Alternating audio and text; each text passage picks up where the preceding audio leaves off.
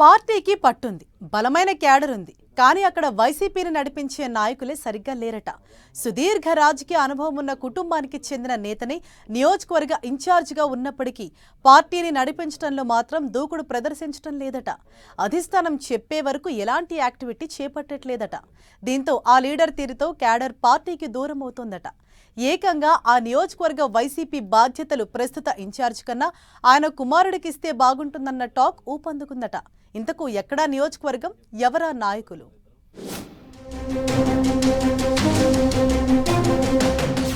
ఉదయగిరి వైసీపీలో ఎన్నాళ్ళి స్తబ్దత.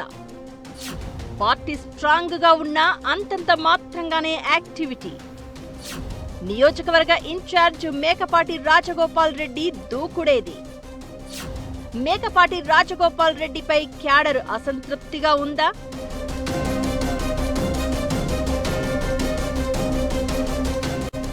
నెల్లూరు జిల్లా ఉదయగిరి వైసీపీకి అన్నీ ఉన్నా అదొక్కటే లోటు అన్నట్లు ఉందట పరిస్థితి. దాదాపు 4 దశాబ్దాల పాటు మేకపాటి కుటుంబం రాజకీయంగా ప్రభావం చూపుతూ వచ్చింది. గత ఎన్నికల తర్వాత మారిన రాజకీయ పరిస్థితులు పార్టీ శ్రేణుల్లో చర్చనీయాంశంగా మారాయి. మాజీ ఎమ్మెల్యే మేకపాటి చంద్రశేఖర్ రెడ్డి ఎమ్మెల్సీ ఎన్నికల్లో వైసీపీకి వ్యతిరేకంగా ఓటు వేయడంతో పార్టీ అధిష్టానం ఆయనను పక్కన పెట్టింది.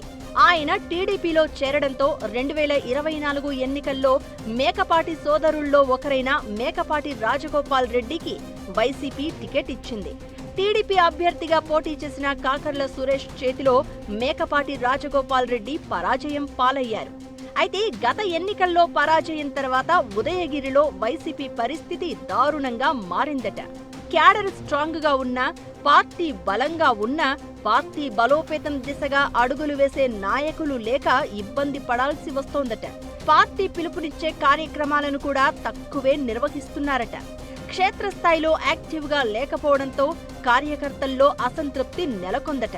నియోజకవర్గ ఇన్ఛార్జ్ మేకపాటి రాజగోపాల్ రెడ్డి తీరు కూడా క్యాడర్ను పార్టీకి దూరం చేస్తుందన్న ఆరోపణలు వినిపిస్తున్నాయి.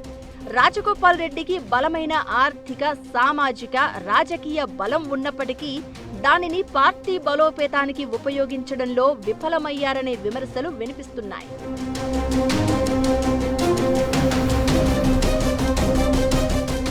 ఇదిలా ఉంటే కూటమి ప్రభుత్వం ఏర్పడిన తర్వాత నియోజకవర్గంలో భూ కబ్జాలు, అక్రమ గ్రావెల్ తవ్వకాలు, అక్రమ లేఅవుట్లు, అగ్రిగోల్డ్ భూముల వ్యవహారం అంటూ అనేక అంశాలు తెర మీదకు వచ్చాయి.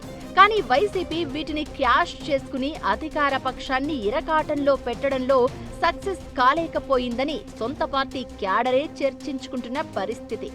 ఉదయగిరి నియోజకవర్గంలో అసలు ప్రతిపక్షమే లేదని అధికార పార్టీ ఎమ్మెల్యే కాకర్ల సురేష్ విమర్శించాడు అంటే ఈ నియోజకవర్గంలో వైసీపీ పరిస్థితి ఎలా ఉందో అర్థం చేసుకోవచ్చు అంటున్నారు ఫ్యాన్ పార్టీ కార్యకర్తలు.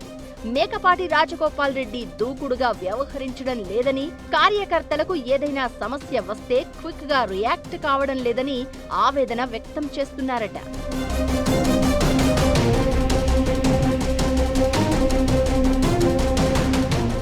మేకపాటి రాజగోపాల్ రెడ్డి కంటే ఆయన తనయుడు అభినవ్ రెడ్డి బెటర్ అనే చర్చ ఉదయగిరి నియోజకవర్గ వైసీపీలో సాగుతోందట. అభినవ్ రెడ్డికి యువతలో మంచి ఆదరణ ఉందని వైసీపీ క్యాడర్ చర్చించుకుంటుందట.